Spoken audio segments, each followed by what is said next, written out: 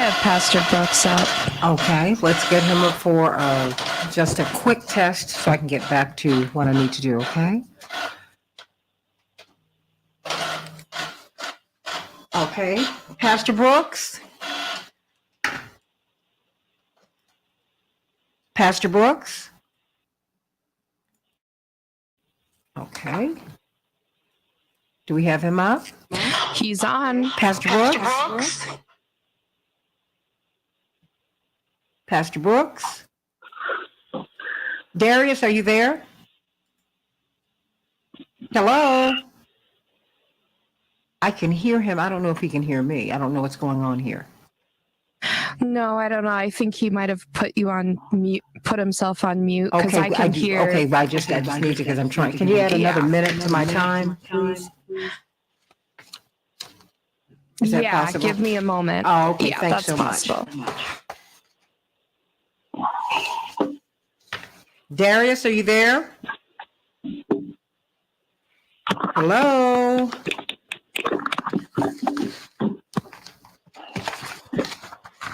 Hello, hello, hello. Hello? Hello?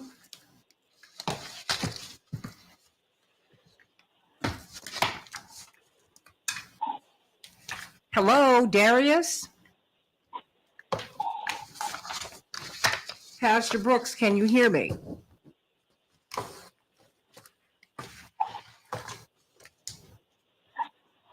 Hello? Hello, hello?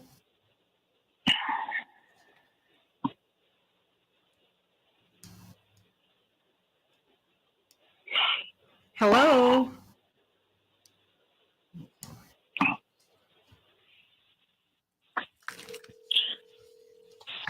Hi, can you hear me? I can hear you. Okay, you can hear me. I can't hear you. Are you speaking? Yes. Oh, yeah. Make sure you're off mute. On the line, but you called me. No, speak. I need to be able to hear you. Oh, hey, testing 1, 2, 3, testing 1, 2, 3. I can't hear you at all. Testing 1, 2, 3, testing 1, 2, 3, testing 1, 2, 3, Let me- testing 1, 2, 3. Let me take you off of here. Now talk to me. Pastor Brooks? I can't hear him. That's really weird. Okay, I was able to give you 1 extra minute. Oh, he just dropped. Okay, I'm gonna call him back. Please. Thanks. Yep.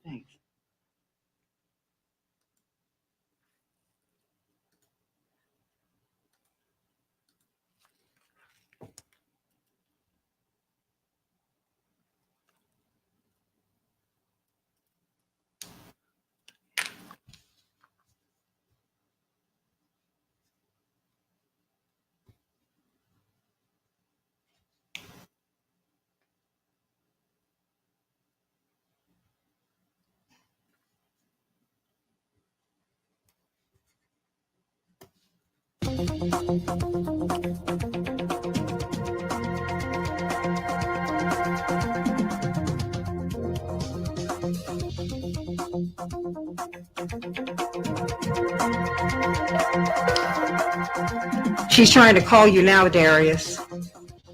Okay.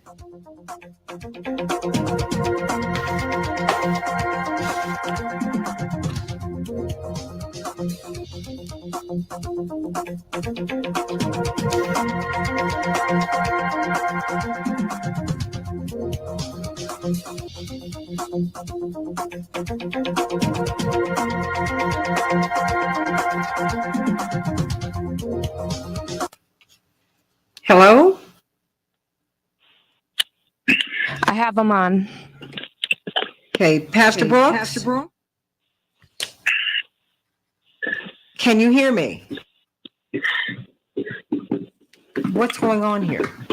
I don't know. I'm trying to figure it out. It seems like all the buttons are on that need to be on.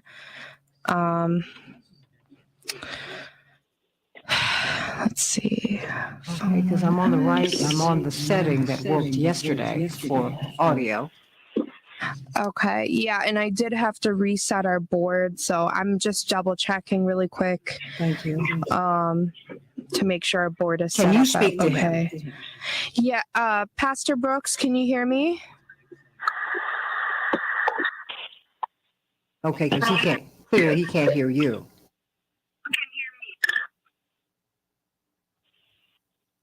Hello? Can you hear me now? Can you hear us? Yes. Okay, good. Thank you. All right.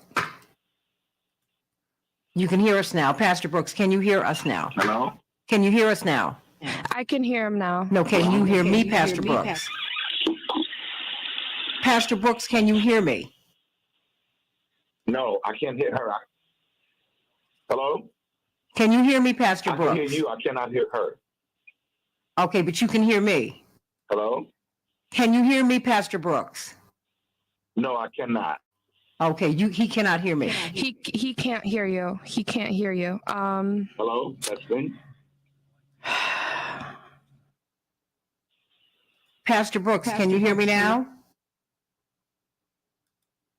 Can you hear me? Can you hear me? Clearly he can't. I'm trying to figure it out. Just Can you add another minute? I might have to, yeah. No, please do it. Thanks so much, because if they can't hear him, that's a problem, because they won't be able to hear anybody else. And if that's just not good. But you've had to do a lot of resets this morning so that this can happen.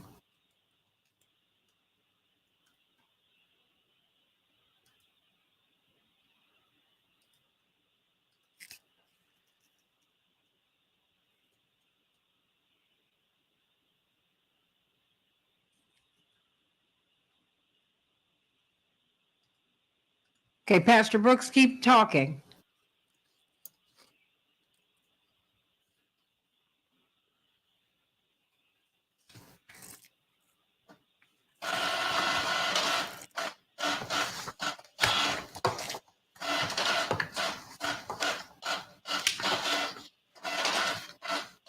I added 3 minutes. Okay, Pastor Brooks? Pastor Brooks? I am. Can you hear me now? Hello, Santita? Can you hear me?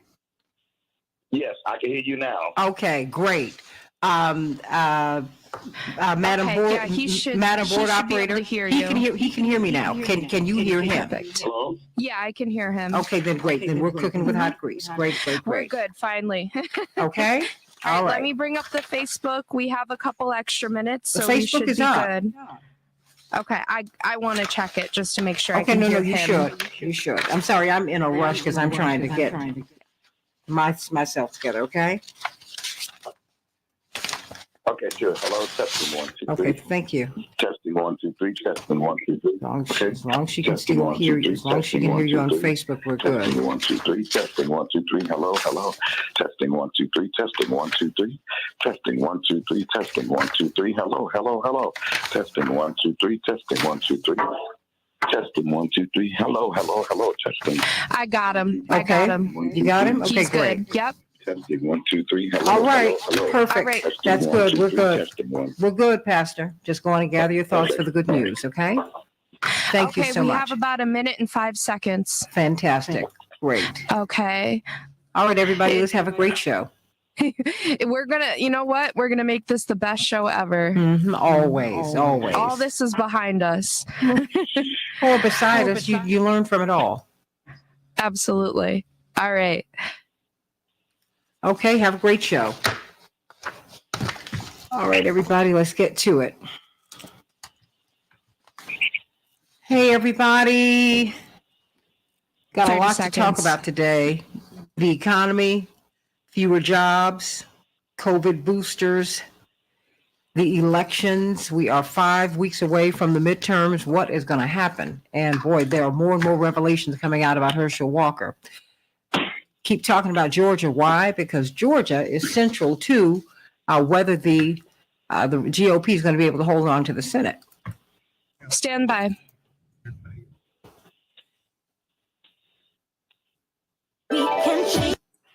Okay, can't hear anything now. Stand by. 5 seconds. Okay, thanks.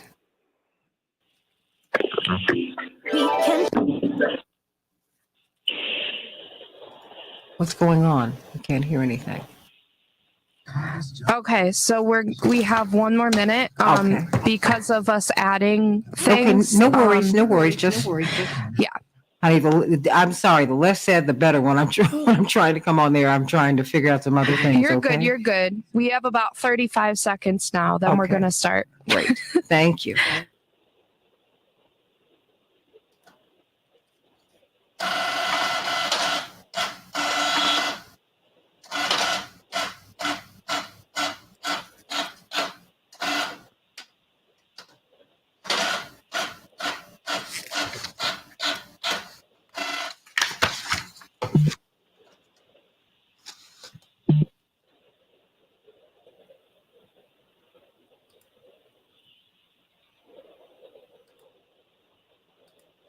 We can change the world, change the world, change the world.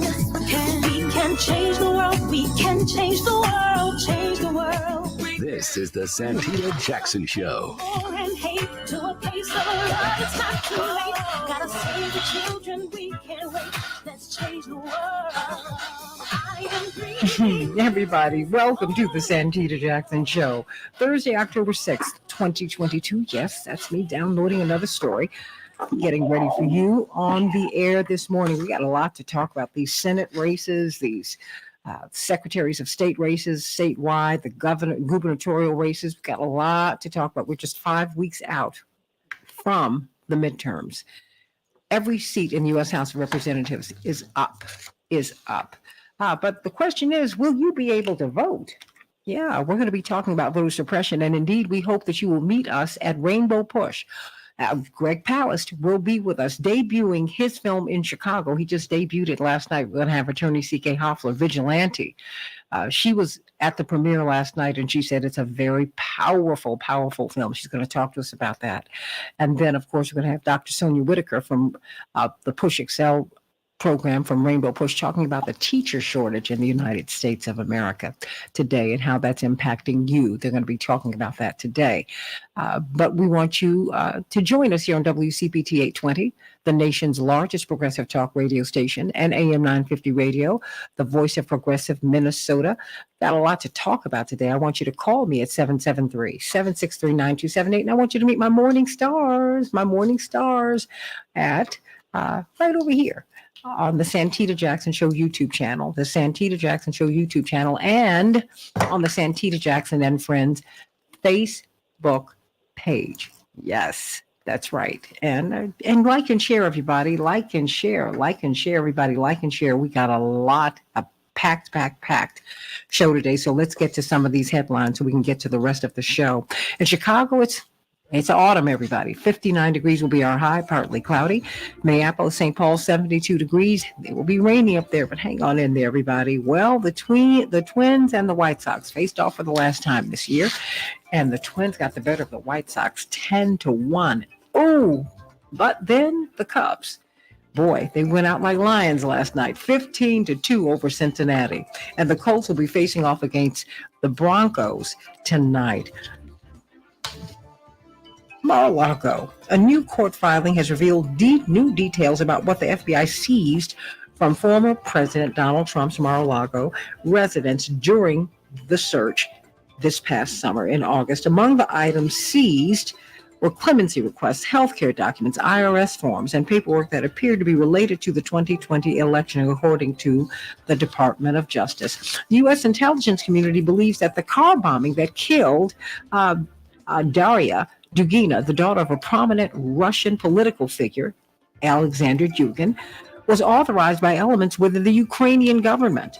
Sources briefed on the intelligence told CNN. Russia had accused Ukrainian nationals of being responsible for the attack, which Ukraine strongly denied. Well, it turns out that in fact, They were not truthful. They actually did kill this young woman. We'll see what comes of that. Gas prices in the U.S. are starting to rise again, and some industry analysts say more increases are likely on the way. Prices increased nearly 3 cents a gallon in AAA's daily reading on Wednesday to an average of $3.83 a gallon, the biggest one-day hike in nearly 4 months. I don't know about you, but in my neighborhood, it's way above $3.83.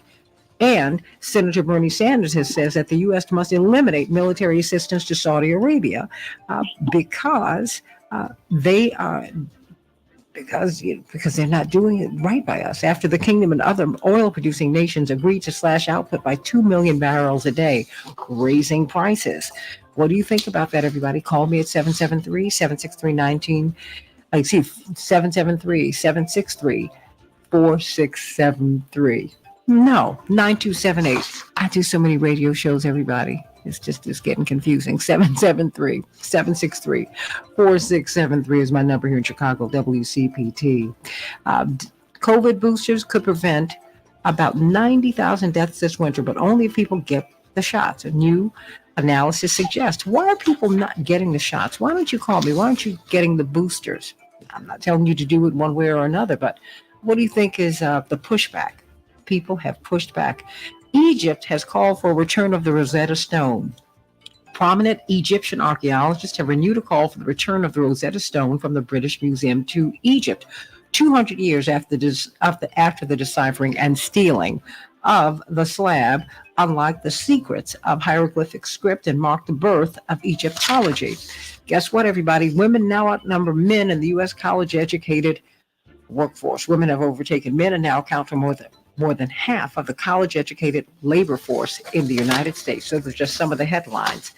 On the Santita Jackson Show, we have got Pastor Darius Brooks of Grace Central Church in Westchester, Illinois, giving us some good news today. Very quickly, Pastor Brooks, how you are serving food, doing God's work, because a lot of people are starving out here. They really need food. You don't know who is struggling out here, but I promise you a lot of people are. More and more Americans are. And so what are the days that we can come and get something to eat at your church? Pastor Brooks? He's there. Pastor Brooks? Okay, Pastor on. Brooks cannot hear me clearly. Well, I want you to call Grace Central Church because many people, more and more Americans, are not able to get the food that they need. Pastor Brooks, you're here? Great. No. Can you hear me now? Pastor Brooks, okay, Madam Board Operator, you can speak to him and tell him he can start with the good news. Santita? Yes. No. He cannot hear me? Madam Board Operator, please have Pastor Brooks just go on and start with the good news, okay? Hello. Okay. Okay. Pastor Brooks, can you hear me now? Hi. Hi, Pastor Brooks, can you hear me? Brooks, Grace Central Church, 10216 South Kitchener Street. I had him start with the good news. And service the people from every Tuesday from 5 till 7 p.m. every Tuesday. Grace Central Church, 10216 South Kitchener Street. So if you know anybody who has any food, this is the place to tell them to come. And on Wednesdays, every Wednesday from noon till 2, we feed the seniors. Okay? All right. Let's journey through the good news of the Word of God. Isaiah 5:58 and 6. Isaiah 58:6 says, "Is this not the fast that I have chosen to loose the bonds of wickedness, to undo the heavy burdens, to let the oppressed go free, and that you break every yoke?" If I had to use a thought this morning, Santita, you were never meant to carry burdens alone. You were never meant to carry burdens alone. Santita, going to God when the believer is clear over and over, he reminds us that the prerequisite for experiencing God is trusting and obeying him. God is attracted to those who desire to obey him and those who are willing to do so completely. For example, God didn't call Abraham his friend. This is in James 2:23, simply because they enjoyed talking to each other. but because Abraham was committed to obeying God and his voice, regardless of the difficulties. One of Abraham's most astonishing acts of obedience was when God gave him the bizarre set of instructions. Take now your son, your only son, whom you love, Isaac, and go to the land of Moriah and offer him as a burnt offering on one of the mountains of which I will tell you. Genesis 22:2. Abraham must have certainly found God's request crazy and the opposite of heaven, not only because he loved Isaac, but also because God promised that he would make a great nation out of Isaac's descendants. Santita, what God was asking and what he's asking us to do seemed irrational at times. Worse, often it seems contradictory to his own word. But Abraham didn't understand, yet he chose to obey God. And as a result, he saw God's supernatural activity in his life. When we obey God, we see God do some awesome things that we can't do within ourselves. As I close, excessive burdens or heavy things is not the way God wants the believer to live. With God, there are no coincidences, and often we deal with life challenges. But Santita, as I close, I like the term God winks, because it reminds me of when someone does something nice for you, and then you catch them throwing you a wink. It's an act of endearment. It also reminds you of the special moments between you and that person that only you two know about. That's the way God is, and that's the way we should wink back at him. We were never meant to carry these burdens alone. We serve every Tuesday from 5 till 7 at Grace Central Church. Serve the community. If you know, serve the community. If you know anybody who needs food, please send them our way. Grace Central Church, 10216 South Kitchener Street, Westchester, Illinois. Grace Central Church, 102 South Kitchener Street, Westchester, Illinois. And remember this, you were never meant to carry burdens alone. Amen to that. Amen, amen, amen. I don't know if the pastor can hear me, but I thank him for that wonderful word today. And I'm sending him much, much, much love. Madam Board Operator, we can let the pastor go. Can Dr. Knighton hear me right now? Please, let's let her go. Dr. Knighton, can you hear me? Okay, she cannot hear me. I don't know what's going on today. Dr. Knighton, can you hear me? You can hear me? Great. Okay, just very, very quickly. I can. She just sounds low in tone. Okay, but you can hear me. Okay, let's get to it. Okay, because, in radio, seconds are hours. They're hours.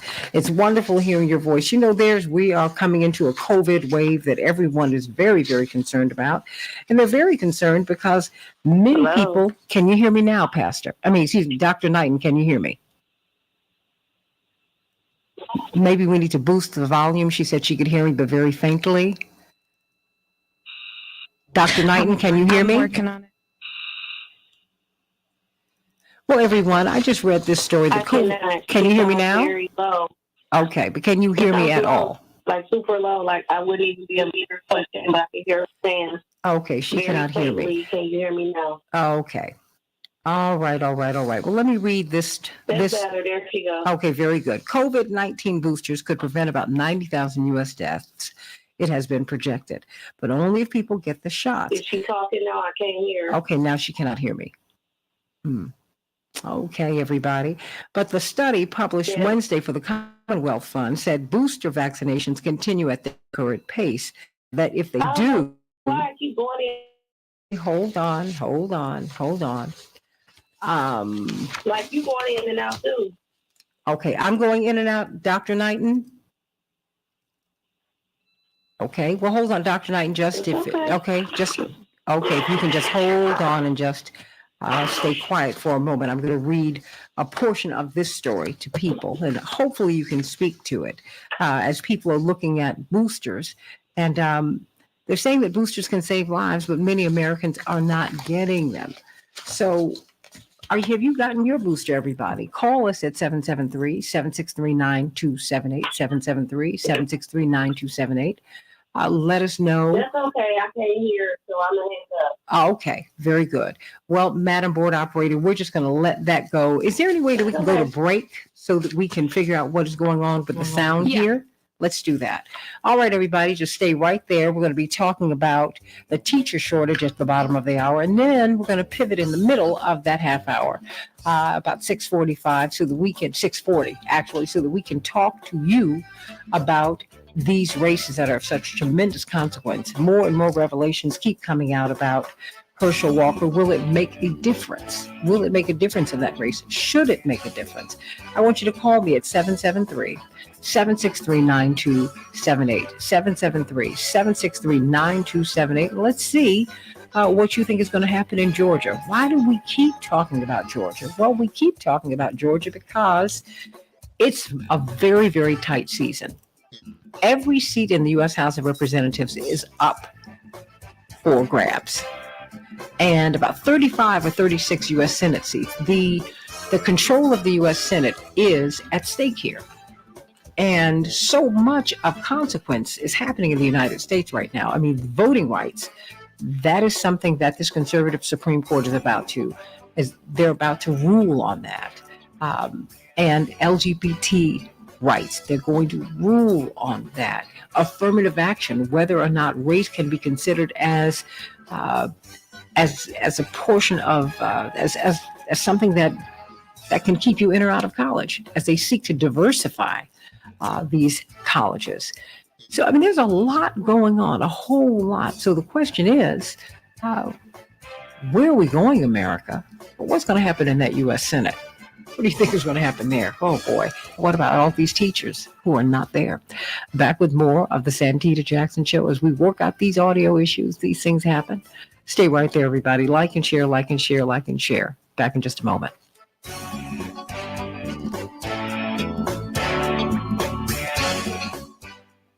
Okay.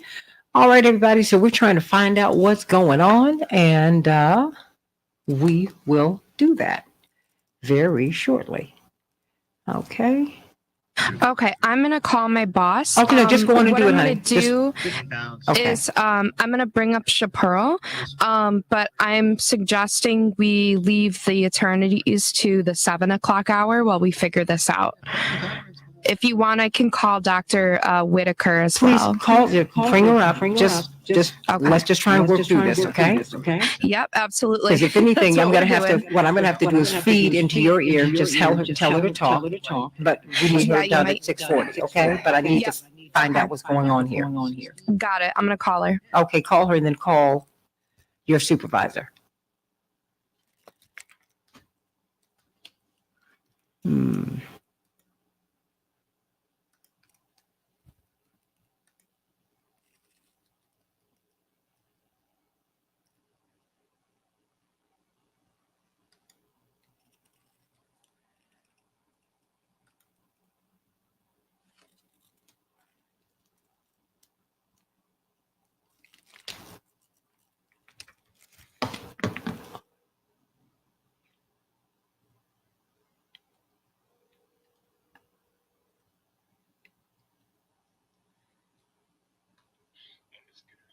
Oh, honey, not at all. I'm on my radio show right now. Oh, no, but do you mind if I call you in a couple of hours? I will, honey, because I thought about it. I thought it was great, but my father was in the hospital. My mother had to go into the hospital. Then I had some other issues too. Yeah, it's been a very, very hectic few weeks. So I'm going to call you back at just after 8 a.m. my time. I'll call you. I'm sorry, Kevin. I'm going to call you right back. Okay, Jay. All right, honey. Bye-bye. All right. Dr. Whitaker, can you hear me? Clearly she I have cannot. Dr. Whitaker on. Okay. I'm gonna call my Let me supervisor. see if she can hear me. Dr. Whitaker, can you hear me? She can't hear me. Wow. No, I don't think she can hear you. No, clearly she cannot. So let me see. Dr. Whitaker, can you hear me? Dr. Whitaker, can you hear me now? You can hear me now? Okay, great. Okay. Yes, I can hear you. Perfect. That's great. Dr. Whitaker? Dr. Whitaker, can you hear me?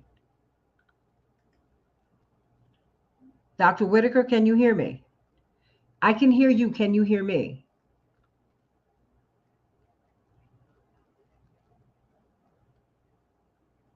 I can hear you. Great, great. You're going to be on until about 6. Yeah, I can hear you. Okay, great. Thank you. So we're having a lot of audio issues this morning. But you can hear me, doctor? You can hear me, doctor? Doctor, can you hear me? Dr. Whitaker, can you hear me now?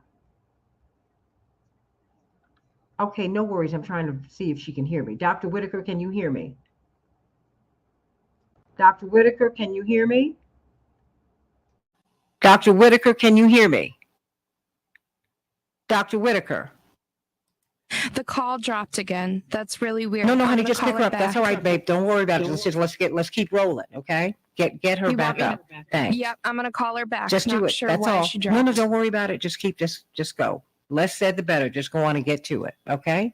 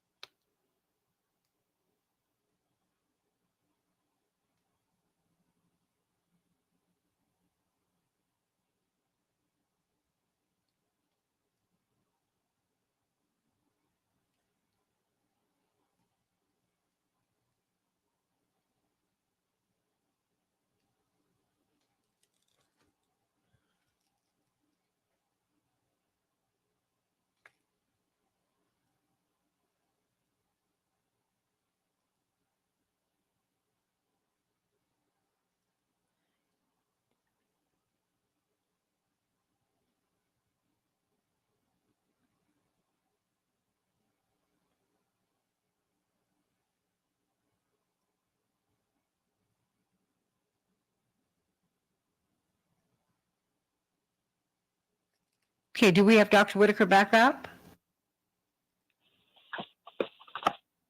Dr. Whitaker? Hi, Miss Hi. Jackson. Can you hear me now?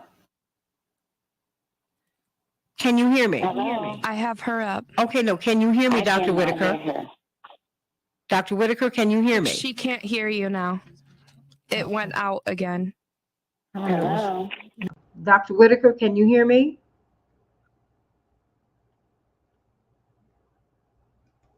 She can't hear me at all. Over the radio, even all across the tie line?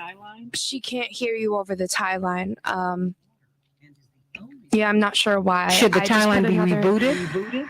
I don't think it's a tie line issue because the phone, she's on the phone line and she can't hear you. I just rebooted tie line as well, like 10 minutes before we went on. Hold on. We have another. Let me get another ad up. Hold on. So I'm saying if Or she do can't you just hear me, wanna- that's a problem. Do you just want to go live and have her make her announcement? Yeah, but then the other people can't hear me. I can't conduct any interviews.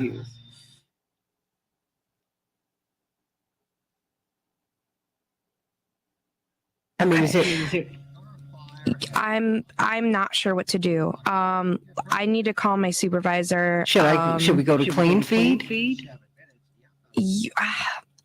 Call your supervisor right away. Yeah, Okay. we can try. I'm gonna put up a couple more commercials. Okay. Okay. Thanks so much.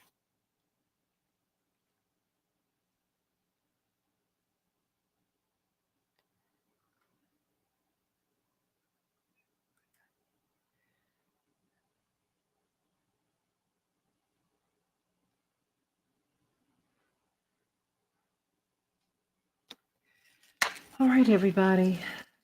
So.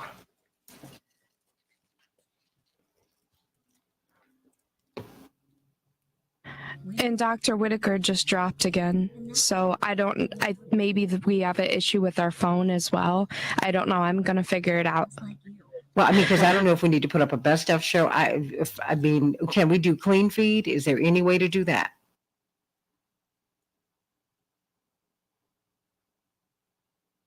Hello? I'm talking to my supervisor, Miss Jackson. Okay, no worries. Thanks. We're in break. Don't worry. All right, everybody. So what do you think is going to happen in Georgia? I mean, that is, remember, we were waiting on those two states in 2020 to see if the Democrats were going to be able to gain control of the U.S. Senate. Well, we're pretty much in the same position right now.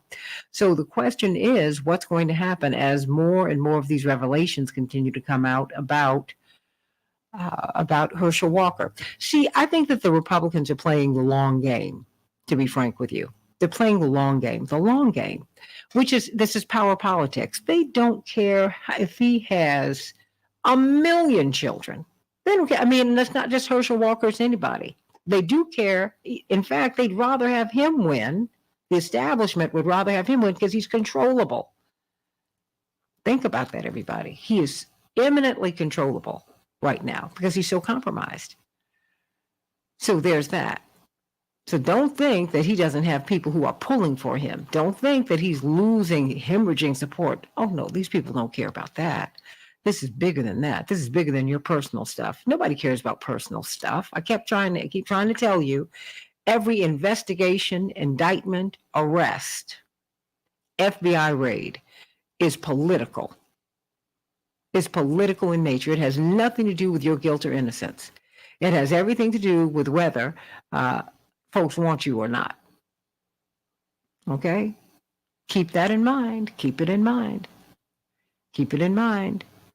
Remember, Dr. King lived under I federal... have Dr. Whitaker on. Okay. Can you see if she can hear you now? Okay, Dr. Whitaker, can you hear me?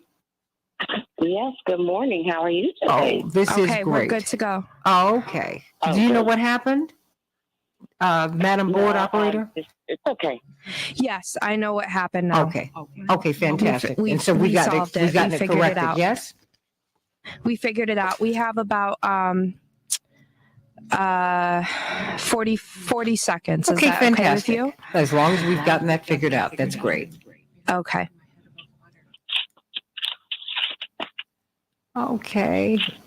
And, and I'll bring you back on, Doctor, so we can talk more extensively about the teacher shortage and what that means. Okay, very good. Okay. So it'll be about what, about 5 or 10 minute interview, right? Yeah, you'll be off by 6:40. And I'm going to let you make your announcement. You do your thing. And, Okay.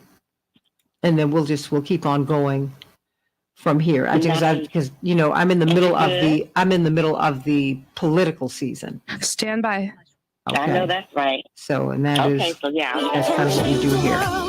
Change the world, change the world.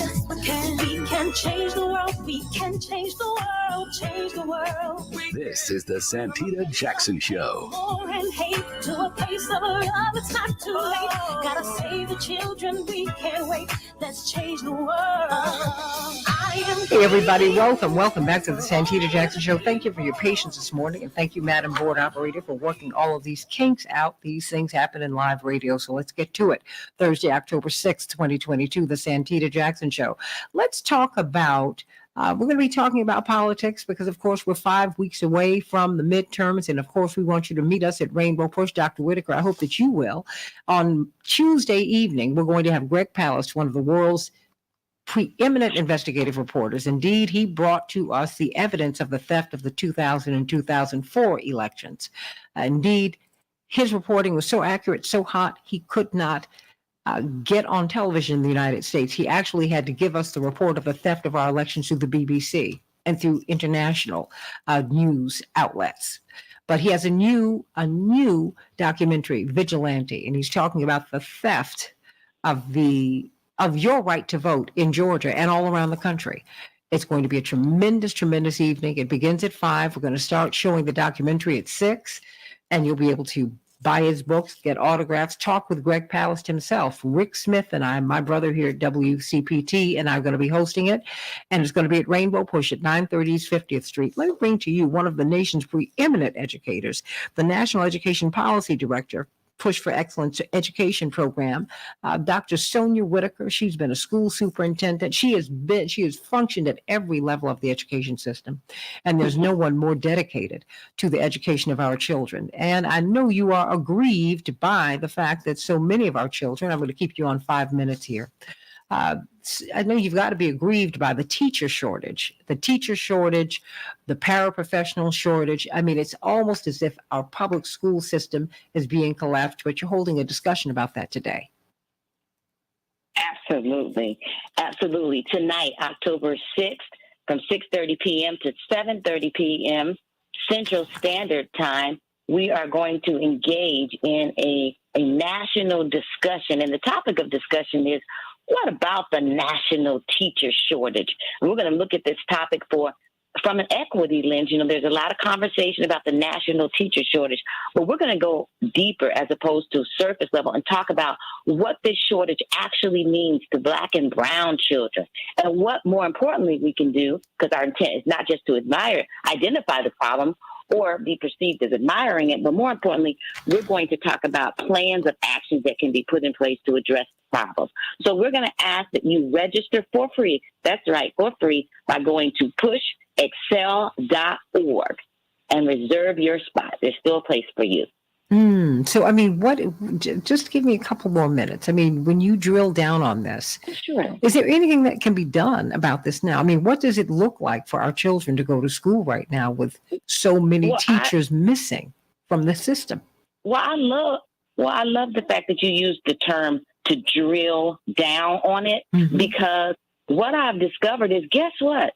Not everybody is actually experiencing the national teacher crisis, and you don't really hear people talk about that. You know who's experiencing the crisis? The school districts that are serving majority Black students. Why is that? I see. I mean, why is that happening in Black and brown? We're having Why? Yeah, why? I'd say very, very often, those like myself who are leading school districts serving majority Black students are having a hard time recruiting the most highly qualified teachers. I'm not suggesting that we don't have any. I'm saying we need more, not less. And those teachers are going to a more affluent school district with a larger tax base who are able to have more of an increase in their salary. So, you know, teachers just across the board need to be paid. I think teachers need to be paid banker salaries, quite frankly, because there's nothing that you will be able. Oh, absolutely.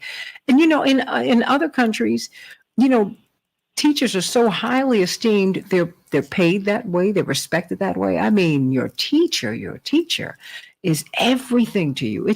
They're everything.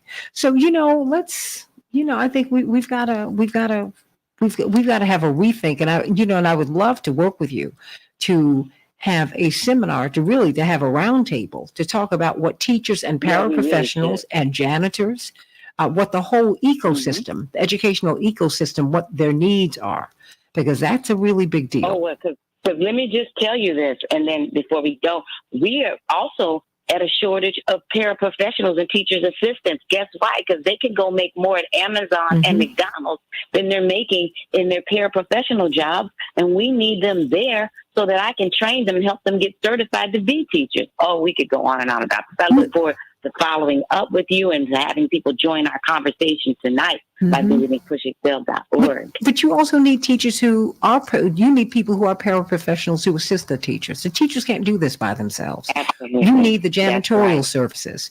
I mean, if you don't think janitors are important, walk into a filthy building. There's no one more essential to our health and safety than people who clean for us, people who cook for us. Right. Everybody is necessary, and everyone needs to be paid a prosperity wage. And I mean that. Right. And I think we cannot rest until that happens. They should be able to buy houses and be able to send their children to school. That's the dream. And so, you know, Dr. Sonia Whitaker, I want to thank you, because you could be making a whole lot more money, but you have decided to, you know, invest in not in your personal wealth, but in education, in educating our children. And I think of Miss Irene B. Smith, the woman who taught me to read. I think about her every single day. Think about her every day. Every Mm-hmm. time I pick up a book, she got me my first library card, and on and on and on. I just thank God for her, and I thank God for you. What time again, and where can Thank we be you. with you tonight?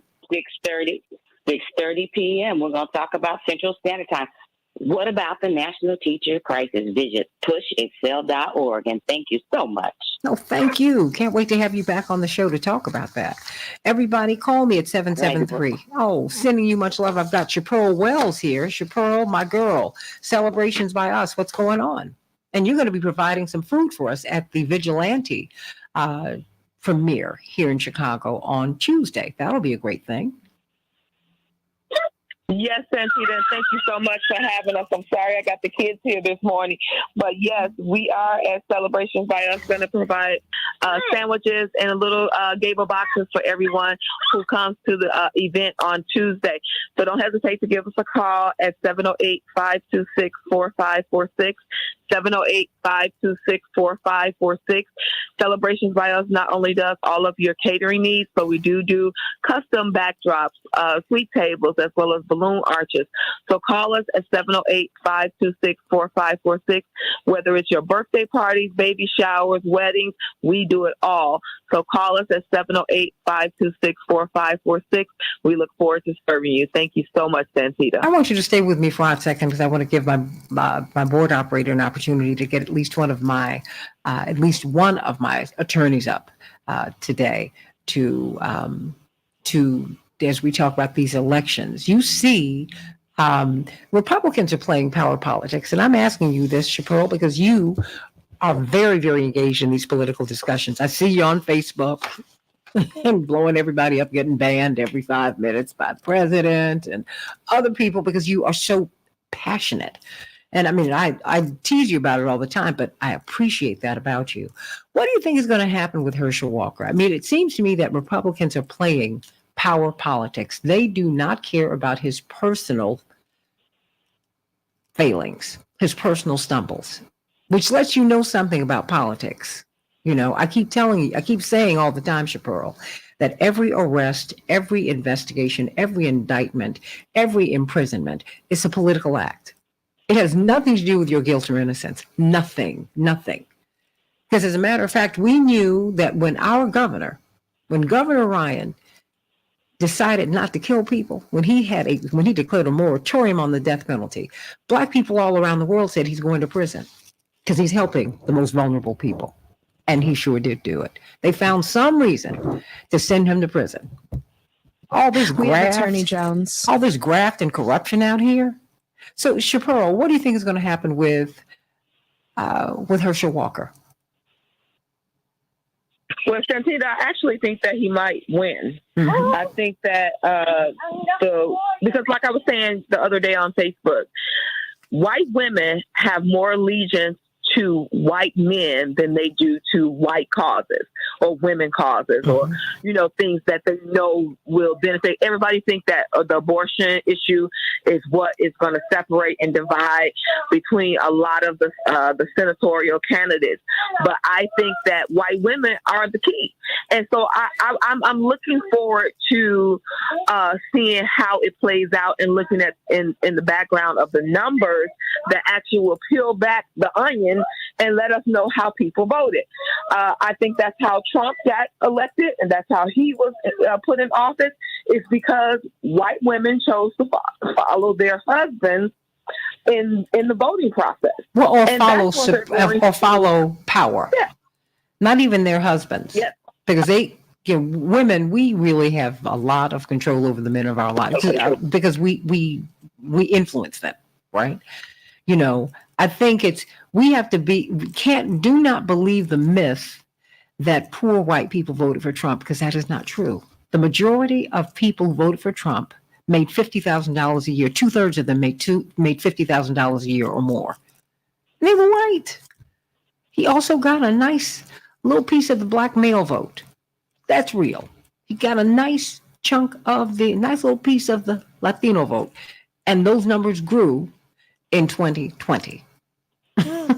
And I'm with you, Chapearl. Do not be surprised by what's going to happen with Herschel Walker, because when people understand how crucial and Chaparral, I'm pivoting to Attorney Darrell Jones. When we see how pivotal this Georgia seat is to whether the Democrats or Republicans control the U.S. Senate and American politics, American policy, you see, they will say, you know what, he can be whatever he wants to be. As a matter of fact, the more compromised he is, Darrell, the more compromised he is, shoot, I can do much more with him because he's going to do exactly what I tell him to do. Attorney Darrell Jones, chairman of the Transformative Justice Coalition. How you doing? Doing great, Santita, and you're right on point. You got to remember, when you have a candidate that doesn't know anything, doesn't know what he's doing, right? If you are the mind behind the puppet, that's exactly what you want. You don't want the puppet to think, right? You want the puppet to respond to what you want the puppet to do and to listen and do the things that you are telling the puppet to do. And that's sort of where you fall in, with a candidate such as Herschel Walker, who really has no idea what he's doing. No idea what he's doing. But he knows something, though. You know what? Let me tell you something. I don't write him off, and I'm not saying that you're doing that. I don't imply that. I don't want you to infer. I don't want us to write him off as someone who is just adult, someone who's just stupid and guileless. This is someone who Black people have prevailed upon him to stand up for Black people who've been living under the boot of racism and white supremacy and oppression all of his life. And he has never done it. He's always tommed out. Yeah, I'm going to put it right there, to protect himself. And his family always told him, stay out of that. Stay out of white folks' business. I mean, I'm just telling you all how people talk. And the fear that has been instilled in Black people because of lynchings. And I mean, can you imagine getting killed because you you whistle at a white woman, or you're walking on the same side of the street of a white person? I mean, this is Darrell, Attorney Darrell Jones, chairman of the Transformative Justice Coalition. This has been Black life in America for 400 years.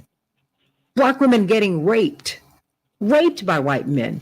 No, I mean, and you have their children, and there is no one pays for it at all. That's what drove Rosa Parks. She said, every time I looked at my face in the mirror, I saw all of the abuse. I mean, are you kidding me? So when I look at him, I'm like, okay, I see someone who is frightened to death. I said, well, oh, yeah, I'll do whatever you want me to do. And that's what makes him dangerous.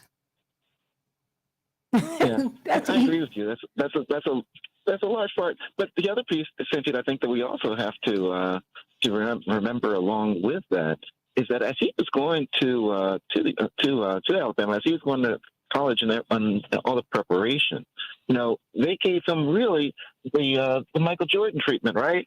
Shut up and dribble. Don't get involved in this stuff. We're going to take care of you on the sports side. So just stay out of everything. Stay out of everything. So he really had been, well indoctrinated into the don't get involved, protect yourself, protect your own interests. Don't worry about the greater interests of the people around you. And that's part of the reason that from what I understand, there's difficulty with him going back to his hometown and the Black community that's there, because he really did abandon them with regards to their struggles in their civil rights and their basic human rights there in the town. So if that's who you are, who was it? Believe them the first time, okay? Mm-hmm. When someone shows you who they are, that he's showing you who he is. He's showing the African American community and all the community.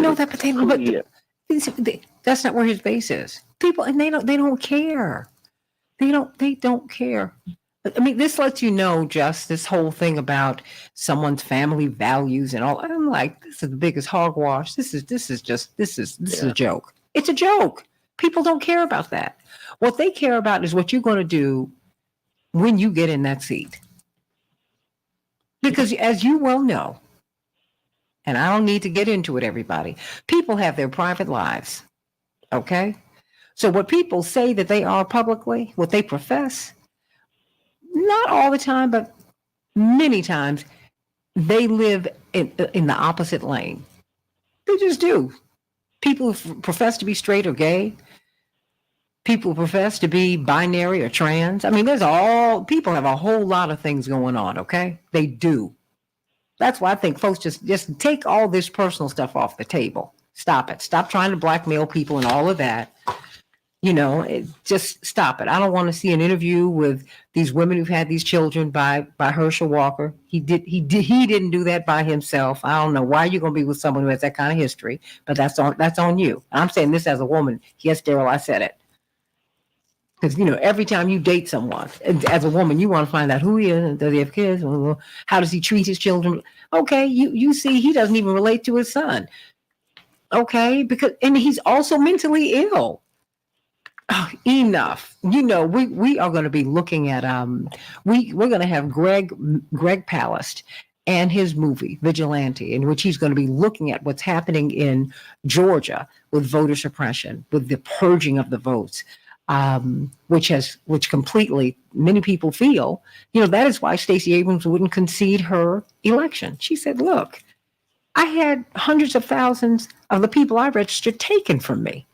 I don't blame her for not conceding. That having been said, this is a problem that we're seeing. It has applications beyond Georgia, Attorney Daryl Jones.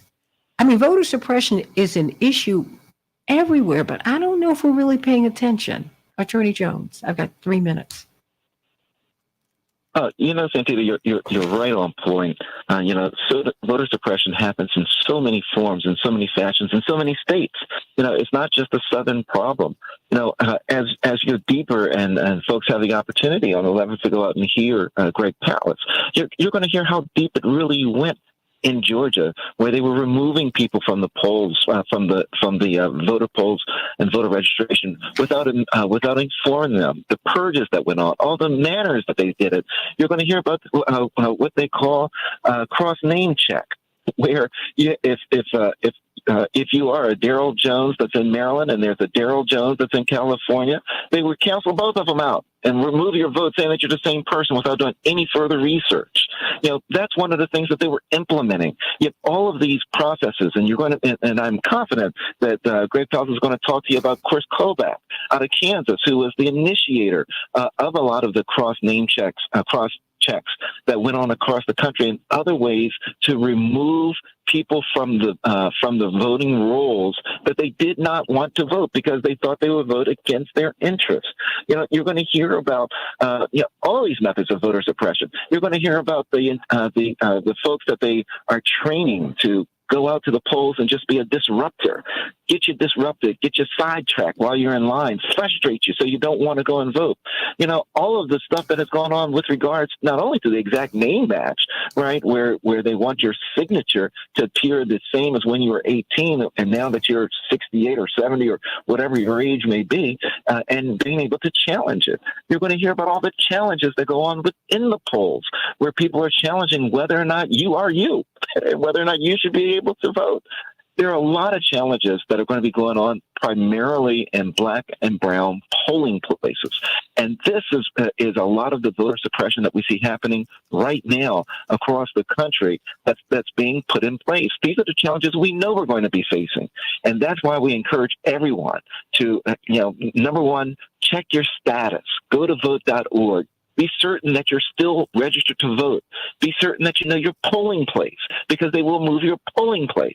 Close it. They've been shutting down. Or close it. That's where I was going to. Absolutely. Close your polling place, and then you have to figure out where to go, how you want to cast your vote. And if you're in the process of going to work or trying to get the kids to daycare or whatever, you don't have the benefit of all of that time. So those are reasons why you want to be certain that you have your voting plan in place. You want to be certain that you've figured out, where is my polling place? Am I registered to vote? I don't have time to try to figure all this out when I get there. Let me do it now so that I can do this easily. And I strongly encourage everyone, Santita, not to wait to go to vote. If you have early voting, take advantage of it. Because if there is an issue that exists, it gives you the opportunity to address it. If you wait until the last day, November 8th, and you find out there's an issue, you may not have the ability to address it. So do it in advance. Plan it. Plan your vote. Plan to go and vote, and then work the plan that you've put in place, Santita. Stay right there, everybody. We're going to be talking about that with Aaron Connolly, Attorney Aaron Connolly. We want you to meet us at Rainbow Push on Tuesday, October 11th at 6 o'clock. Well, actually, that's when we're going to play the movie. Chappelle's going to bring some food. It's going to be great.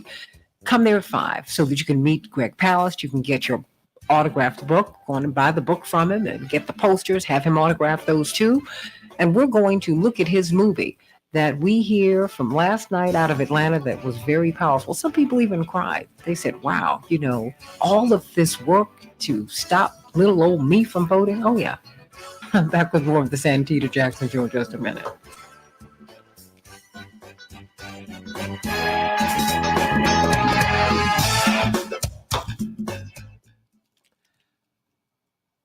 Okay, Jewel, I'm sorry. Where are we now? You're going to play these extra? Yes. So we have just a couple more minutes of commercials that were not played. So we're going to go up about 7:08? Yes, Okay, exactly. great. Okay. That's what I meant. Okay, no worries. Try Attorney Hoffler a little. She had something that she needed to do this morning. Okay. Got it. And so, okay. when we have to move things around, always put that in my ear because I'm producing this and I have to make shifts in my head because we've had it. Okay. No worries. I'll call her around 7:15. Is that okay? Well, you can try her and see where she is at 7:10, right? 7:08, Okay. and then try her again. Just give her a couple of minutes because she's doing some things this morning that are very, very important. Of course. Okay. Of course. No worries. Okay, but we have Attorney Connolly up. Yes, we do. Great, Attorney Connolly. Good morning, Santita. How are you? We've got your guy, Attorney Daryl Jones, with us today. Hello, Daryl Jones. How are you? Where are you? Are you on the caravan? Wait. Let me tell you. You know what? You're not speaking to him today, and I'm gonna tell you why. They're doing their caravan, and you know what they're going to do? Do you know they are splitting time between Chicago and Kenosha? Wow. Now, I love you, Wisconsin. But when he said, he sent me, their itinerary. I said, wait a minute. You mean to tell me you're not going to give Chicago the whole day? You're going to go to Kenosha, and then you're coming to Chicago? Really? Okay. I have to look at that itinerary. Is that today or tomorrow? I'm about 30 We're not speaking to him. I'm up north. So we're going to put him on ice. We're not speaking to him right now. We'll be spending the night in Chicago.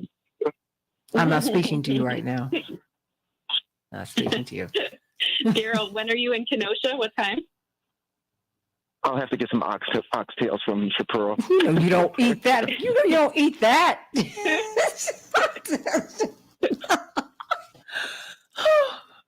She'll get you some tofu oxtails. How about that?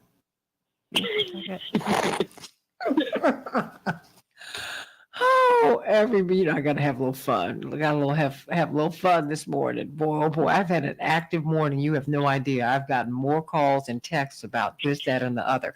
Tonight, everybody, I'm going to the premiere of the Emmett Till movie. I can't wait to. Yeah. I mean, you're so far out, Aaron. I wanted you to come, but I didn't think John could be out that late, unless you want to. It's at 7. Well, he can't, but I can. Okay, well, let me know if you want to go. It's powerful. Ooh, and I hear that there's no violence in it, right? Wow. Let me think for a second. But they didn't show the killing. They don't show any violence. But you know what? I have to tell you. Not show the killing. I think that there's a movie that should. And I'm going to tell you why. I think you need to see. I don't think that you should wipe history out. I think that's a mistake. Maybe not with this movie, but movie with another one. Because, people are afraid of Black anger. We want to see, after you kill people in Charleston, okay, they went to court and they forgave them the next day. How wonderful. That calms people down. But the fact is, Black folks are angry and are in a lot of pain about all of this injustice. Everybody else is. Why shouldn't we be? We'd be nuts if we weren't. We'd also be spiritually unhealthy if we did not process all of this pain the way Dr. King taught us to. That's the other piece of that. But acting as if we are not angry, as if we are not hurt, as if we are not hurting. I have to tell you, the first time I saw Emmett Till's picture in that casket, I ran into my parents' bedroom. It was so jarring, it frightened me to death. But I can only imagine how my parents felt when my mother, I think she was 11, I think my father was 14, because my father and Emmett Till were the same age. And they both said that pushed us into the movement. Seeing his picture completely changed who we were. And I think that, we need to see just how vicious it was. We do. Because I think it would be instructive. But that's just my thought. But you all call me. I'll talk to you all about that tomorrow. But I think it's going to be great. And I think my brother's going to bring 4 of his children. Yusef's got 5 kids. He's going to bring his sons, and his daughter's away in college. That's the only reason Sky's not coming. And I think my brother Jonathan is going to try and come by. He's campaigning right now, as you know. But it's a lot. It's a lot. So,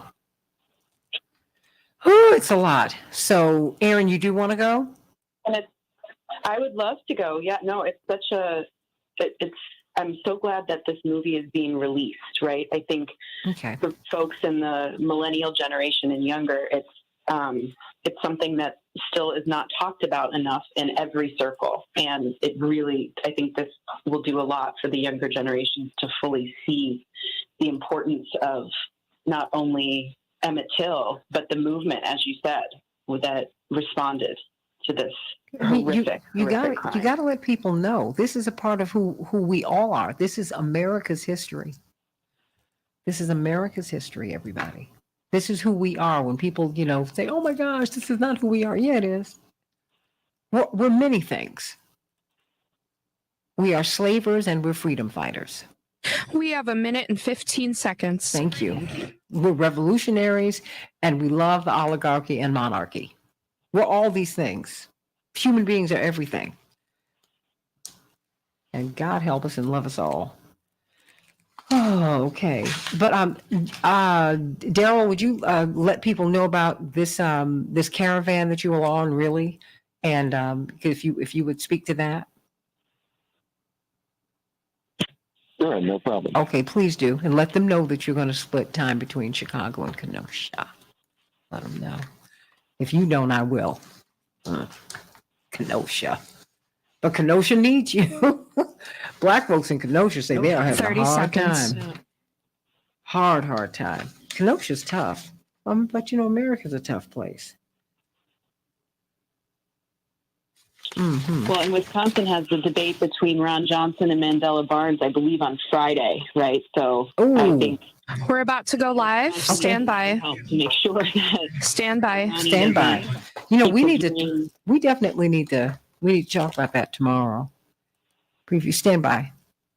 Reach out to a couple We of can change the legislators. world, change the world, change the world. We can change the world, we can change the world, change the world. This is the Santita Jackson Show. War and hate to a place of love, it's not too late. Gotta save the children, we can't wait. Let's change the world.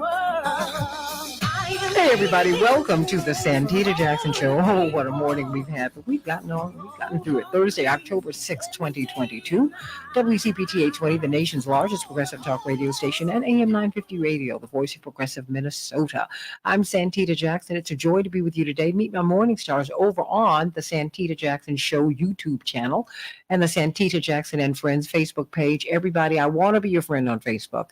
Don't go to the Santita Jackson page. Go to Santita Jackson and Friends. Meet me there. Meet me on Twitter at Santita J. That is where I am, at Santita J. And Santita Jackson IG on Instagram. Okay, Santita Jackson IG on Instagram. Please meet me over there.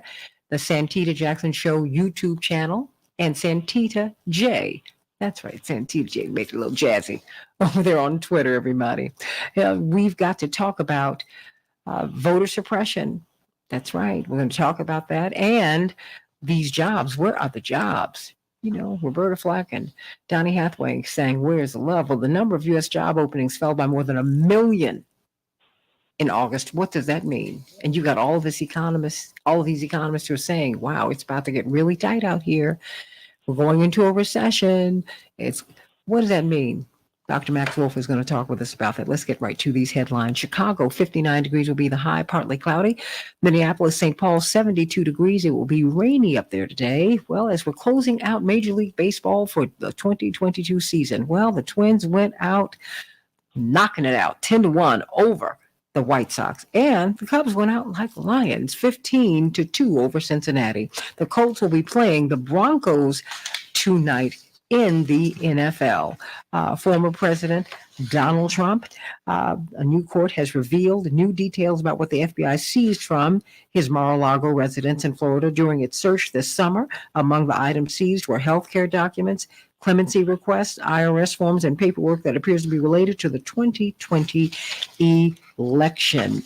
In Ukraine, what's happening there? The U.S. intelligence community believes that the car bombing that killed Daria Dugina, the daughter of a prominent Russian political figure, Alexander Dugin, was authorized by elements within the Ukrainian government. Initially, the Ukrainian government denied that and blamed Russia. Turns out that they did that. We're going to see what's going to happen here, what's going to happen with OPEC. Senator Bernie Sanders calls for an end to the U.S. military aid to Saudi Arabia after the kingdom and other major oil-producing nations agreed to slash output by 2 million barrels a day, a move that could significantly drive up gas prices worldwide. And Egypt is calling for the return of the Rosetta Stone, stolen by the British more than 200 years ago. So far, the British Museum, well, they are refusing to return that precious object from Egypt, or return it to Egypt. Should they? Of course they should. Hey, everybody, we want financial freedom. If you are using that debit card, you need to let that go. You need to get a credit card. Maybe you say, my credit's not good enough. Well, Team Hochberg can help you come up with a plan. They will create a plan for you so that you can get a credit card. What about poor credit? What if you had a bankruptcy? What if you need to go into bankruptcy? What if you want to buy a home, but you don't know how? You need a plan. You need a plan.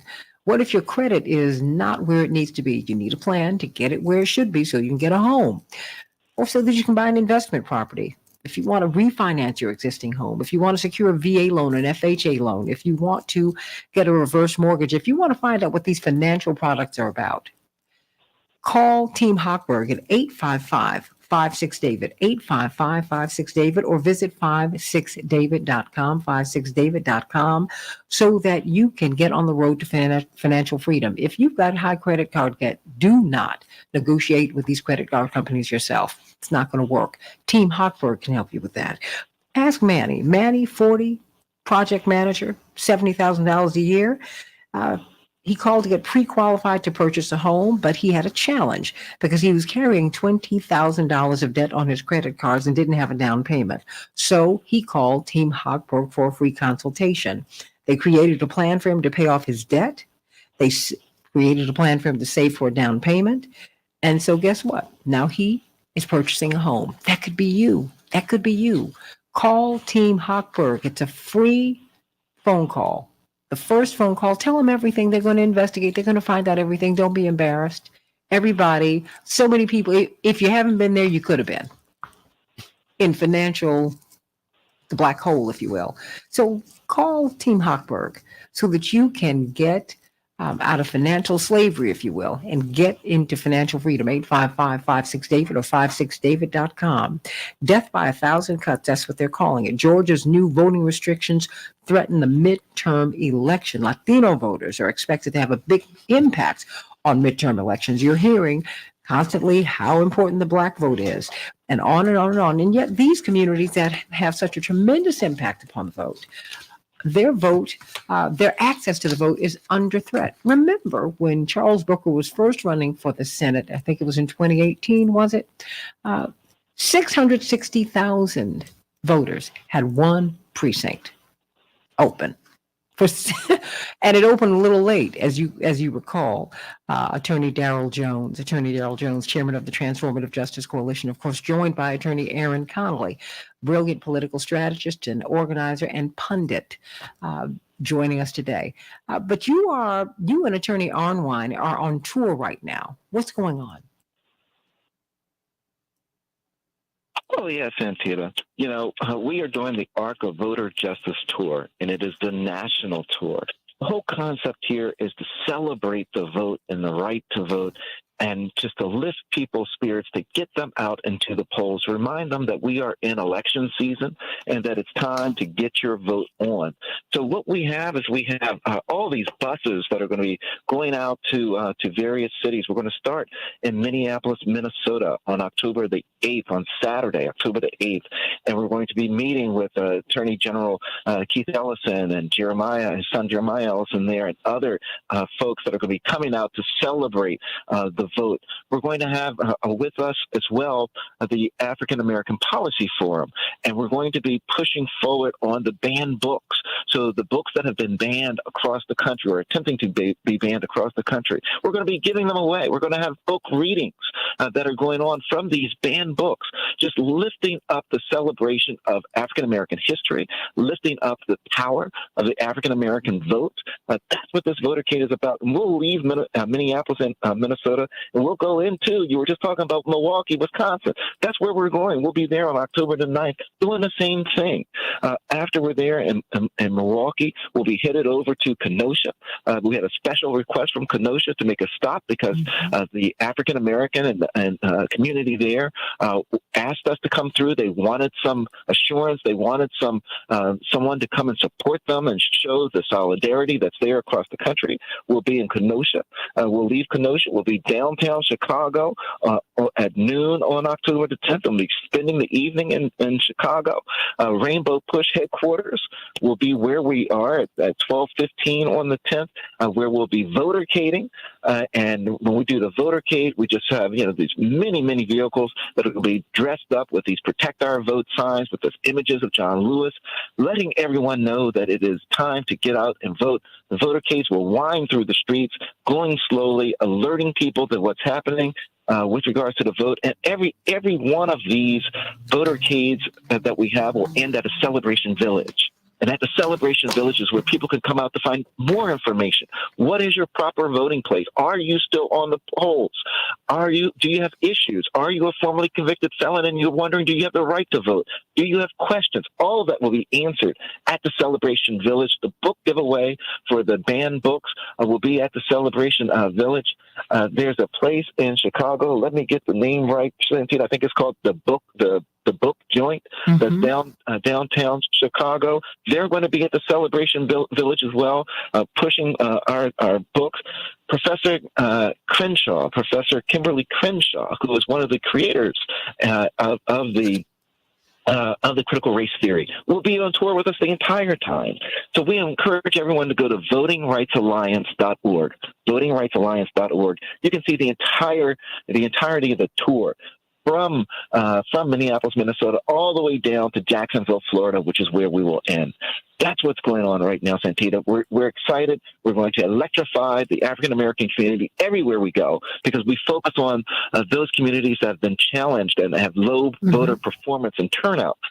That's where we want to go to encourage those folks to come out, Santita. Well, absolutely. And because the fact is, the black community will vote. We will vote. And but we are seeing more and more roadblocks that are being pulled up out of the ground to keep us from voting. You know what, Aaron Connolly, we have got, and Attorney Jones, Attorney C.K. Hoffler has got a very busy morning, but I wanted to give her about 5 minutes to talk about Vigilante, because she sent me a text while she was watching the movie, and she said, this is so powerful. Of course, we will be showing it on Tuesday at Rainbow Push at 930 East 50th Street. Everybody, please go to WCPT820.com. Let us know that you're going to be there. Chaparral's going to have some food. It's going to be a great time for everybody. But you'll be able to meet Greg Palast. You'll be able to buy his books and get autographs. You'll be able to get his posters. You'll be able to see this movie that is so powerful. What did you see last night, Attorney C.K. Hoffler? Good morning, Santita. It was absolutely magnificent. First of all, we had all of the men. Ooh. Attorney Hoffler? In Georgia. Okay, yes. I'm sorry, we missed you. Oh, I'm sorry. Yesterday was phenomenal. First, you had most of the voting rights, civil rights leaders in Georgia, particularly in the Atlanta metropolitan area, were there. And it was simply magical. The movie really traces the history of voting rights in Georgia and the history of the Kemp family, Governor Kemp's family, who actually was the first family, as it turns out, in Georgia to own slaves. And they were a big slave trade family. And it basically traces through a family, an African-American family that was actually denied the right to vote, where their vote was challenged recently, because this traces the 2020 elections, the 2016 elections, and having the people who challenged their vote, who challenged their ballot, confront them. In other words, people challenge their ballot without knowing them, without talking to them, without verifying their residence, because you can do that under Georgia's new law.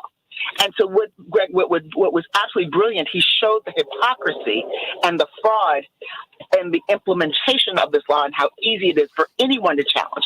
There was one woman who was of Canadian origin who challenged something like 32,000 ballots, had never met any of the people, didn't verify any of the information. She simply got lists and challenged them. Another guy who challenged, I think, 48,000 or some ballots. And he actually was confronted with one of the persons whose ballot he challenged, who was a celebrated general and whose entire family had a civil rights background, civil rights history. It was just to see the unfolding of the voter suppressive laws in Georgia and how they work to suppress the vote was both saddening, both outrageous, but absolutely necessary. Greg Powell did a phenomenal job. It's called Vigilante. And when you see it at Rainbow Push, I just hope that thousands of people show up. We must see this because what happens in Georgia is being replicated throughout the country. You know, Barbara Arnwine and Daryl Jones from Transformative Justice Coalition, Rainbow Push Coalition, NAACP, and other civil rights organizations and voting rights organizations are fighting this day in and day out. And this movie basically puts it all together in a nice bow so that people can understand what they're fighting and why they're fighting and why it's so important to fight. You know, I mean, an attorney, Aaron Connolly, as Attorney C.K. Hoffler just said, this has broader implications beyond Georgia. I mean, we're seeing voter suppression laws that are being enacted in Maine. They're trying to keep college kids from voting, white college kids, right? I mean, this is happening everywhere, Attorney Aaron Connolly.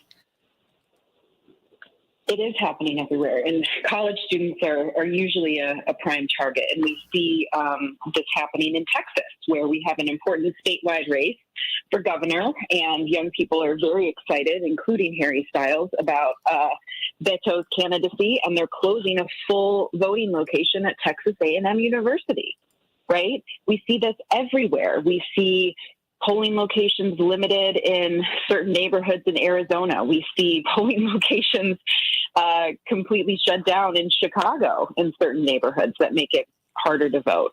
I think the most important thing, and Daryl and CK and you have mentioned this over and over again, we have to look at what our status is, keep checking until you're about to vote, and make sure you're not purged. Make sure that, you know, the deadlines for voter registration are coming up in certain states. Certain states have same-day voter registration.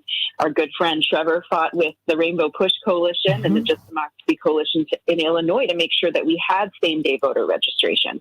The problem is things like automatic voter registration, even in Illinois, haven't been fully implemented yet. So people at baseline still have to jump through all these hoops to vote and then have to make sure that they're not taken off. This is a nationwide problem, and it's one that Republican-run legislatures and Republican secretaries of state in many of these states hope that we're not paying enough attention to. And it's wonderful that this film is coming out right now that provides a visual documentation of what is happening, how callous and cruel this process is to take away the right to vote, the basic right to vote from millions of people. And the situation in Georgia, a lot of people forgot how bad it is, right? And what these folks are capable of, because it seems contrary to our democracy in general for so many people on the left or even in the center that anybody would go to this much effort to take away voting rights. But this is where the power is. And this is why John Lewis and so many others have been fighting to make democracy the main issue in Washington, because it has so many implications for everything else, right? If we can't get the representation that we deserve through our vote, then we can't get the right people in Washington making the right decisions, and we end up with people like Joe Manchin and Kirsten Sinema making those choices for us. So this is the fundamental issue, and I'm so excited to see it on Tuesday. I cannot wait. Well, I'm mindful of the fact that you, Attorney Arnwine and Attorney Jones, you are starting this crusade at the top of the Mississippi River, not in Mississippi State. Because this is a problem that goes from north to south, east to west. The original idea was never for all Americans to vote. And the fight has been to enable and to ensure that all Americans will be able to vote. And the struggle continues. Before you go, Attorney C.K. Hoffler, because I know that you're running today. 1 minute. Why should we come and see Vigilante at Rainbow Push on Tuesday? We need to come see Vigilante because this is a wake-up call for all of us. We have become very, very complacent and not recognizing how voter suppression works. And it's too late once you get to the polls. It's really too late, because at best you're going to get an absentee, you're going to get a provisional ballot, and that provisional ballot more than likely will not count. We need to, before going to the ballot, midterm elections, and every election going forward, check our voting status, have a plan to vote, and vote your plan, as Daryl Jones says, all of the time. And you have to do it before you get to the voting stations to vote, because voter suppression is going on now, taking people off, and so they are no longer registered to vote. These people who were taken off the rolls in Georgia never moved, never changed address, were everything was in line, had always voted, and because of the importance of the election, Senator Raphael Warnock was running for the Senate seat, just as he is now for re-election, and now we got a gubernatorial race. They were taken off the roll. So it's critically important for people to come out and see and understand how it works. So when you see it happening in your precinct, when you see that all of a sudden the voter stations are closed, you have a plan. There are organizations that will transport you to wherever you have to vote. But if you don't know in advance, then you may be giving up your right to vote unknowingly, because it's too late on voter day. It's too late on voter day. 1 minute, Attorney Daryl Jones. What do we need to do? Vote.org? Vote.org is where you want to go to do your voter checkup status. Know the status before you go. Be certain you're going to the right polling place, because you may be in a rush. Go to vote.org and you can find out the answer to those questions. Folks, don't wait to the last moment. If you wait till November the 8th to go and vote and you find out you're in the wrong place, all kinds of things can happen. Do it early. If it's early voting is the option, exercise that early voting option, folks. Please, it's so important to do that for this midterm election. We need it. Every seat in the U.S. House of Representatives is up for re-election, or to be filled. Every one. About 35 or 36 seats in the U.S. Senate. I mean, this is consequential. Secretaries of state, your state representatives, your sheriffs, your judges. As we look at these big trials, you elect the judges. Yeah, whether you vote or not, you've elected them. So we got to get out and vote, everybody. Go to vote.org, find out if your name is still on the rolls. Go on and get registered to vote. See if you have same-day registration in your state. Get involved, everybody. The system works, but only when you work it. We'll have Dr. Max Wolf in just a couple of minutes talking about the number of U.S. job openings that fell by more than 1 million in August. We're hearing a lot of talk about recession. What does that mean? What does that mean? What will it take for us to be in a recession? What will it take for us to get out of it? All this money that we're spending on all these military adventures and misadventures. We need the money here. We need a plan for Americans to become prosperous. If you fail to plan, you plan to fail. These folks don't plan to fail. And you need to ask some questions about where your money's going and how you can have a system that will enable you to buy a house, enable you to buy a car, enable you to send your children to a great public school, and on and on and on. That's the dream, but it should be the reality. Back with more of the Santita Jackson Show in just a few minutes.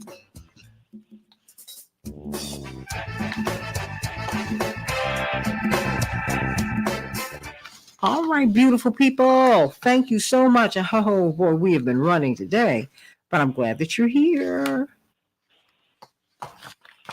Thank you all so much for being with us today. I'm sorry, CK? Thank you, And Santita. I do have to run, but it is great to hear Daryl and Aaron's voice and your voice, Santita. And you all will not be disappointed. Be prepared to cringe when you see Vigilante. Be prepared to cringe because he takes it all the way back to slavery and draws parallels. Be prepared to cringe when you see the people who are challenging the vote that have absolutely no connection to the voters. What they do is they receive a list, someone puts it together for them, and they challenge it. And you're going to cringe, you're going to feel some kind of way, but that's what we need to feel. That's how we need to feel. And by the way, it's masterfully produced. So I think you will enjoy it. And he did announce that he was bringing it. We have Dr. Wolf on. The premiere to Reverend Jackson. And I think it was just, and Rainbow Push was there, strong presence of Rainbow Push. And they're very, very excited to bring it to Chicago. Very excited. And the audience was very excited by Reverend Jackson and his role. And it was a wonderful, wonderful tribute to civil rights icons also who have played such a magnificent role in getting us to this point. And so we have to pick up the baton and carry it, each person in his or her own way. So on that note, thank you so much for allowing me to speak just a little bit on this. I just had to text you during the show because it was just that magnificent. Well, that's why, I know you're busy. It meant a lot to me personally. This is a really, really busy day for you. And I thank you for, just for just giving us this time. But I said, you've got to let people know why it's important for them to be out with us on Tuesday. And you know what? It'll be in Minneapolis, St. Paul the next day. So Matt, tell everybody about it. I need to call Chad Larson and everybody at AM 950 Radio because that's where you need to be also the next day. But let's talk about sending you much love, Aaron. I will confirm for you because I'm going to reach out to the people to put you on the list.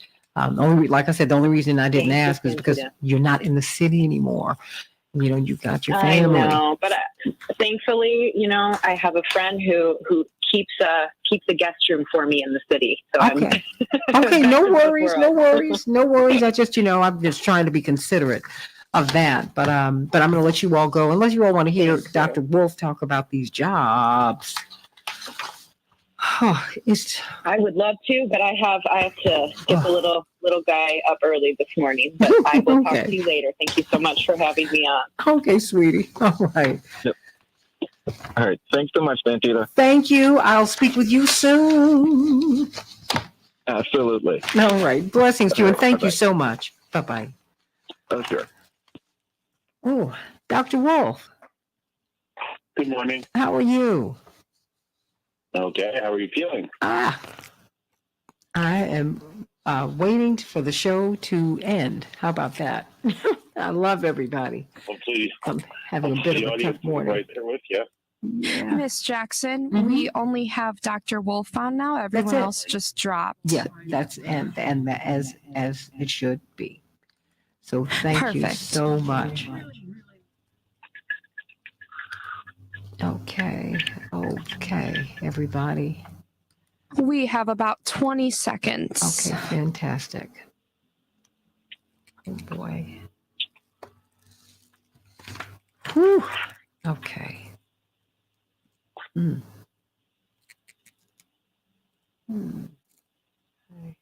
5 seconds. Stand by. Thank you.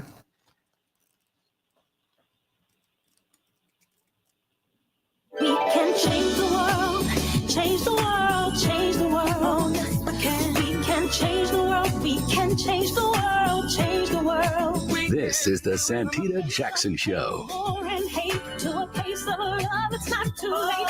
Gotta save the children, we can't wait. Let's change the world. I am breathing. Hey everybody, welcome back to the Santita Jackson Show. The Santita Jackson Show. Hope that you will meet us Tuesday evening, 5 o'clock. That's when we're going to kick everything off at Rainbow Push at 930 East 50th Street with Greg Palast as he debuts in Chicago his new documentary on voter suppression. It's a powerful, powerful film, a vigilante. You don't want to miss it. Of course, he'll be talking about Georgia, but it has broader applications. You can apply what's happening in Georgia all over the country. Remember when Charles Booker ran for the U.S. Senate just a few years ago, they only had one precinct open for 660,000 voters. It just keeps going. It's just going on and on and on and on and on. So we're going to be talking about that. So meet us over at Rainbow Push. Go to WCPT820.com. Let us know that you're coming. We just want to be able to feed you. So if you would, please just let us know, but show up anyway. Show up and let's show out and meet with Greg Palast. You can buy his book. You'll be able to get it autographed. You'll be able to get your posters autographed. He always comes with a lot of stuff, with a lot of information, and he is willing to spend this time with us. And we should never take this icon for granted, someone who has dedicated his life to ensuring that we all have access to the vote. Indeed, remember, he is the investigative reporter who uncovered the theft of the elections of 2000 and 2004. And we owe him a huge debt of gratitude, and he just won't stop. He does not stop, can't stop, won't stop. Of course, it's the bottom of the hour on Thursday. So you know what time it is. It's time for Dr. Max Wolf talking about the economy and how it connects to every part of our lives. The number of U.S. job openings fell by more than 1 million in August. U.S. job openings dropped sharply. Labor market starting to loosen. Hiring and job creation seen falling to a 1.5-year low in the U.S. September jobs report, and on and on and on and on. And then I pulled together a story about the 5 signs why the global economy is, not might be, but is headed for recession. Now, put a whole lot on your plate, but Dr. Wolf, we need to know something because we're hearing economists are giving us these doomsday forecasts. Rich Dad, Poor Dad author Robert Kiyosaki said that everything crash is underway. I mean, we're hearing that over and over and over again. First, let's talk about these jobs because it just seems like the economic forecast is pretty bleak. Is it? It's not fantastic for sure, but remember too that the game of getting famous and selling books is saying something outrageous enough to get mentioned everywhere. Right? That's why you have like Dow 1 billion and stuff like that gets you on TV, right? So the most dramatic statements get the most press. It doesn't always mean they're the most accurate, right? But they're the ones we hear because they're, good news, such as it is. So clearly we are in a tough moment here. Clearly the we is global. So for those folks who want to make it a political thing about the U.S., probably just a partisan waste of time. Also, these are trends coming to a head that are, in many cases, many, many years, decades in the making. So they cascade before even COVID, right? Sometimes decades before COVID and during COVID. But you do see populations around the world stumbling battered out of COVID into a weakening economic situation with rising staple food prices and really a growing trend of undemocratic repression. Right, and in a lot of places, but a sort of growing sternness in India and China already takes care of more than a third of the humans on the planet, right? And then obviously beyond that, and so you have governments kind of trying to put the toothpaste back in the tube, which never works, and so they apply force with frustration, and it fails, and the frustration rises, and the force rises with it. Right? And there are almost no crises that an over heavy-handed response to can't make worse. And I think that's my synopsis of all the news every day around the world on the political side. On the economic side, we have had this conversation on this air for a long time. When you get so focused on the price of things, even though that matters, that you call for reduction, you green-lighted a policy that is then going to bring a global recession, and that will reduce the prices eventually, often, although not always, and not quick, and it will bring the recession. So the recession is more likely than the solution. And that's the policy that's done by the right and the left and the center and the Democrats and the Republicans and the Whigs and the Tories and the Bull Moose Party. And that's kind of how we tend to do it. And you can try to cushion it by doing pro-poor things, trying to help the lower classes. But we've actually kind of done the opposite of that because we've been removing all these things to prop up low-income people and families that were put in place during the pandemic. We've been removing them quickly. So we're kind of having an anti-poor version of our coming recession. And we're having a coming recession where one political party, although most of its voters actually need these subsidies and receive them, is excited about running against them. Well, what is a recession, actually? What's a recession? What's a depression? Yeah, so we don't have a clinical definition of a depression because they're less frequent. The old joke is probably pretty accurate. Like the recession when your neighbors lose their job, it's a depression when you lose yours. Right? So we don't have a clinical definition of a depression other than a deeper, longer recession. Right? So once a recession is deeper, i.e. more economic damage and longer, lasts more, often measured in 3-month quarterly periods, longer time frame, then we decide maybe it's a depression. But a recession we used to have a definition of, and we moved away from a rigid one. But the old definition, which might still be an okay rule of thumb because it's more precise in terms of its definition, is 2 consecutive quarters or 3-month periods. So think about 180 days, but half a year with 0 or negative economic growth.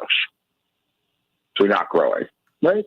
And again, growth does 2 things, right? It enlarges the pie, giving at least a prospect that everyone could be better off.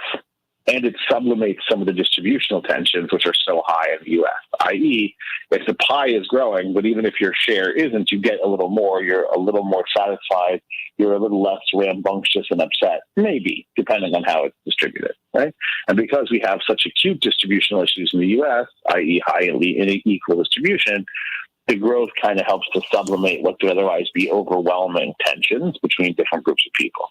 And groups can shatter based on income, based on the region they're in, based on their occupation, race, ethnicity, religion, gender, right? You can break up, there's a lot of ways for unity to fail.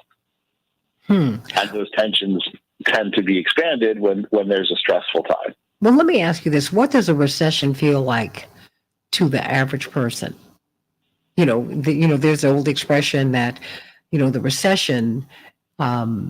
the recession is when you don't have a job. The recession is when your neighbor loses a job, but the depression is when you lose a job. I mean, how does a recession feel? Because when we're talking to people, if we're going to look at this in a practical way, if we're talking to people, Dr. Wolf, and everyone, we're talking with the brilliant Dr. Max Wolf.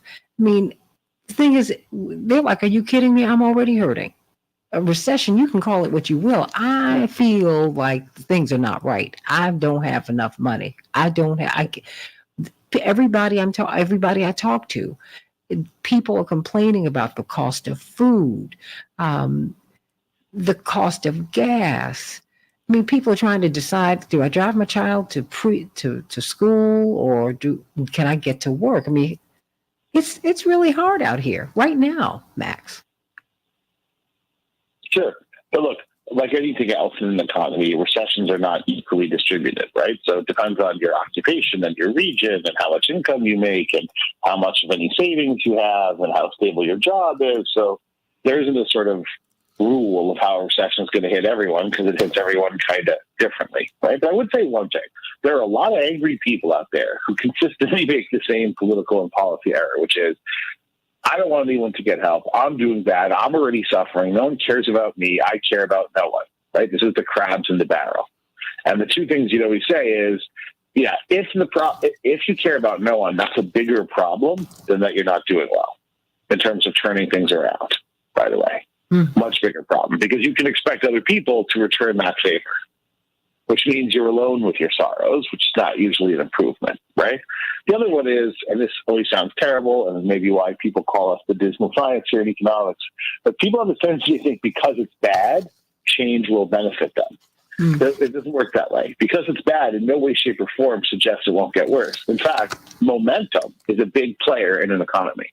So if you're on a downward skid, it in no way, shape, or form should mean that you've hit bottom. There's a lot of room under the barrel, right? 1. 2, economies are systems of interdependence. How your neighbor does and how you do are not distinct. Obviously, you may feel more passionate about you being fired than she or he being fired, understood, right? But how the neighborhood is doing and how you're doing are very much the same. The easiest example for this is the quality of your neighborhood affects the quality of your life. If you own the house, the quality of your neighborhood affects the largest asset you have. And if you're in a place where the neighborhood's in sort of acute distress, which is not uncommon, then if your neighborhood goes downhill, it might take your life or the life of a loved one, or take your property in the form of an auto break-in, a home break-in, an assault, a murder, right? So we are always interdependent with each other. We have a particular desire to pretend that away in the U.S., to sort of seek the individual solution to the social problem. But the economy is a system of interactions between not-for-profits and for-profit companies and government agencies and individuals, right? Billions of them all over the world, millions of companies, hundreds of governments. And so decisions made in places you couldn't pronounce or spell with a gun to your head might still be contouring your life. For instance, the Russians and the Saudis, having not much in the way of economic diversity in a lot of sense, and each having their own set of issues, at the moment, have decided to push up the gas prices, even if it means a global recession, to make more money as much as they can, and maybe press the alliances against them to break apart, or make as much money as they possibly can and squirrel it away before hopefully the sustainable energy revolution, which may be not that far away, begins to really systematically weaken them. Right, and in doing so, you do see the waning of the U.S. influence, right? And you do see risk, and you see the waning of influence. By the way, again, people like to politicize. The decline of U.S. authority over Russia and Saudi Arabia was much more acute in the last regime, where Trump and his associates were looking to get money for personal projects from the Saudis, and where the relationship between Trump and Putin was bizarre and does not seem to have been equal or to have tipped in the favor of Mr. Trump. Right? And so the problem with that is once you've seen behind the curtain and you've seen the wizard in there, it's kind of hard to believe the great and mighty Oz. And so once there's a crack in the facade, it's tricky, right? That's a reference to the Wizard of Oz. For those of you who don't get it, I apologize. But the point being that waning influence of the U.S., which a lot of people like because they think that's great because they don't like some of the things the U.S. government has done, simply means our national economy is weaker and more subject to the decision of others. It doesn't help you or hurt you per se. It depends on how it shapes out, right? And in this particular case, it doesn't shape out all that well for us in terms of the oil and gas prices, except for if you think the high prices now expedite a movement away from fossil fuel, which it might, and in which case it means that your grandkids might be able to go outside sometimes. That doesn't sound so bad. Yeah, in a pinch. You've given up on the great outdoors? Yeah, holding my breath with my masks plural on. Let me go to Brad from Elk Grove. How you doing, Brad? What's on your mind? Well, it isn't exactly what Mr. Wolf was speaking about, but I want to say that people who call themselves white Christians and white Christian nationalists are breaking the commandment of do not take the name of the Lord thy God in vain. I think the Democrats need to fund a super PAC. And I don't think any of these people that are supporting Trump are duped. They are not. They're not crazy. They know exactly what they're about. The word 2045 looms large in their heads because that's when the number of dark-skinned people will outnumber whites. It will become a minority. They know exactly what this year means. That's why you see all the voter suppression efforts. The other part I want to make... Let me ask you this. Brad, hold on, because I want to engage you for a hot second. What is the fear? What is the white fear of black and brown people voting and of black and brown people populating the United States more and more? I mean, the fact is most of the world is black and brown. I mean, right. I don't understand that. And most of the world, no one cares that, there are a few white people, but it's most of the world is black and brown. I mean, I think what's the problem? I can tell you what it is. I can tell you what it is. Okay. The loss of their white privilege, the loss of their white entitlement, mainly, and the fact that they, as the Germans did in World War II, they actually feel, most of them, that they are superior to the brown-skinned people. We have carved out a world here in America up to this point where we are supreme, where we rule. And it's about greed. It's about power. They know exactly that their arguments are false, but they're looking for anything to confuse with the bright, shiny object. I don't give them the benefit of the doubt. Mm-hmm. I give them the benefit of the credit, and I want people to start making. And what I would say to this white Christian nationalist, that God you claim to believe in will be judging you on Judgment Day. And to those white nationalists who are atheists, there's something called karma. The bad karma you put out there will come back on you. But I mean, my main focus of this is that these are people, you know what the Punisher logo is, right? That skull that looks like it has the long teeth. Mm. That these people they enjoy being mean, cruel, malicious, and they get pleasure from it. I mean, they really do it. And as foreign a concept as that is to you and me. And there are people, and I'm going to go to Clarence Thomas. When a white man calls Clarence Thomas, Clarence Uncle Tom Thomas, believe it. I've known about Clarence Thomas since he was the head of the EEOC. Sure. I knew someone who worked in the EEOC, and he absolutely, unequivocally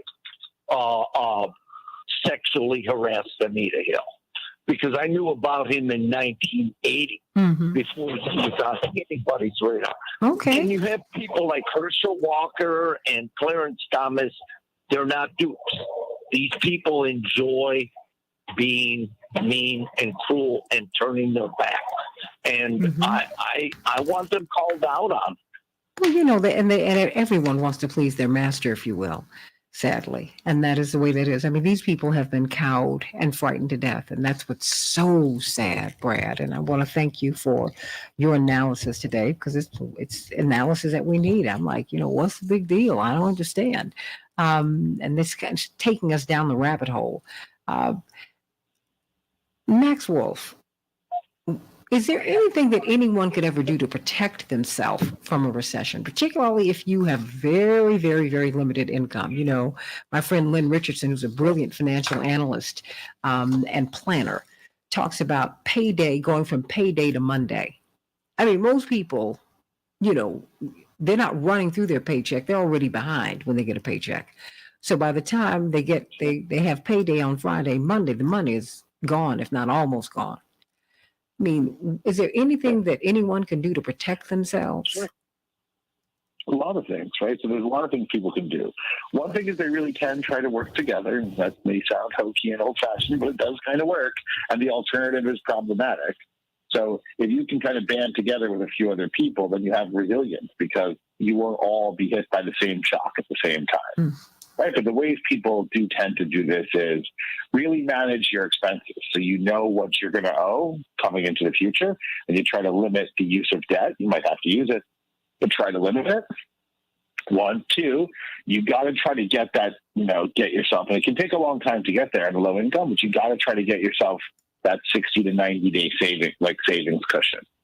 And the idea there is that you should be able to go normally through your life. You don't have to get the ice cream sundae or the Starbucks coffee per se, but if you take just your average 1, 2, 3 month spending, it takes 3 months because there's some ups and downs. So if you're spending, $1,500 a month or something, right? So $4,500 over 3 months, you kind of want to have $4,500 in savings. Mm-hmm. And the reason is that if you lose your job or you lose your income or you have a sudden expense and you have no cushion, you're going to borrow. So it's going to cost a lot more. If you lose your job and you have to take the next job because you literally can't survive without it, you're going to take the wrong job at a lower salary.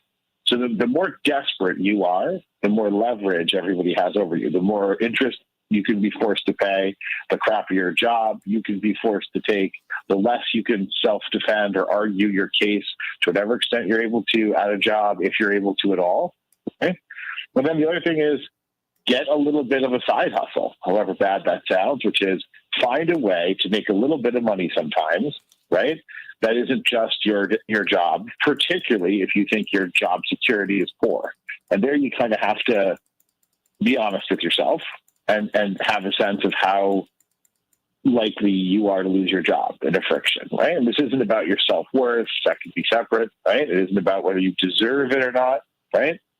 I would tell you as an economist, one of the disconnects you get if you study the economy and you're out there, and I also run a small business, with people who don't run a small business or kind of don't think about the economy all the time, probably the mentally healthier group, by the way, but that notwithstanding, right, is a lot of people have a tendency to think that what should happen is things should be fair.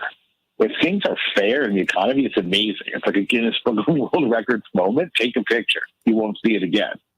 You're going to have to get out there and really advocate for yourself and fight a little piece of prosperity that is out there for you. It will not come to you. It is not fair. You will not be rewarded.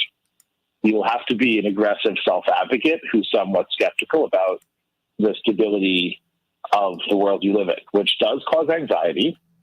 And that's true. And it can undermine your life quality if you get too fixated on it.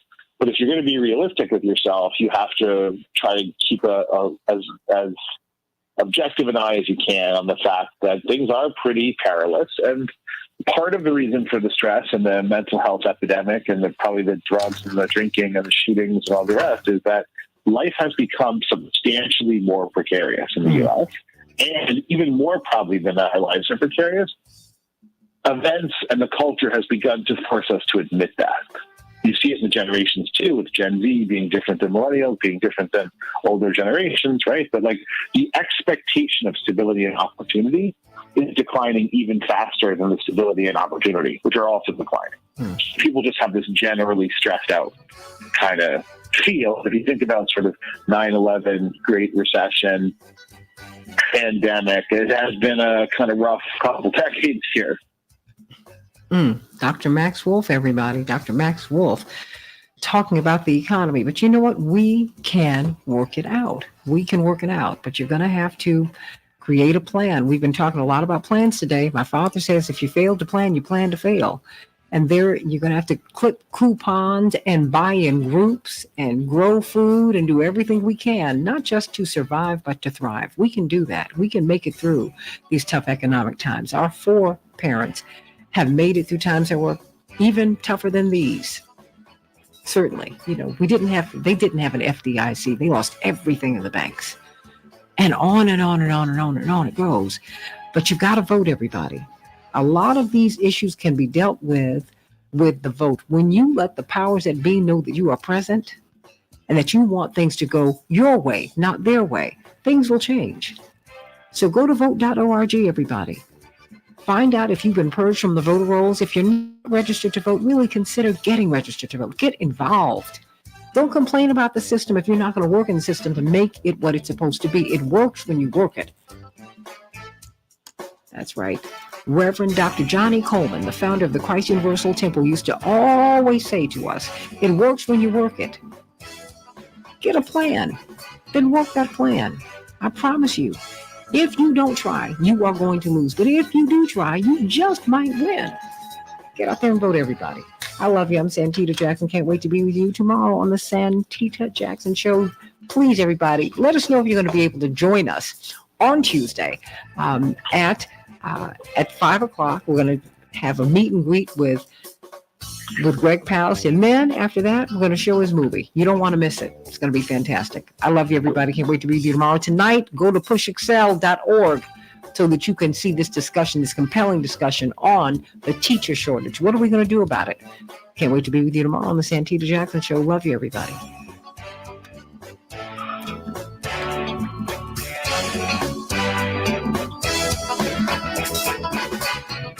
Dr. Wolf, let me call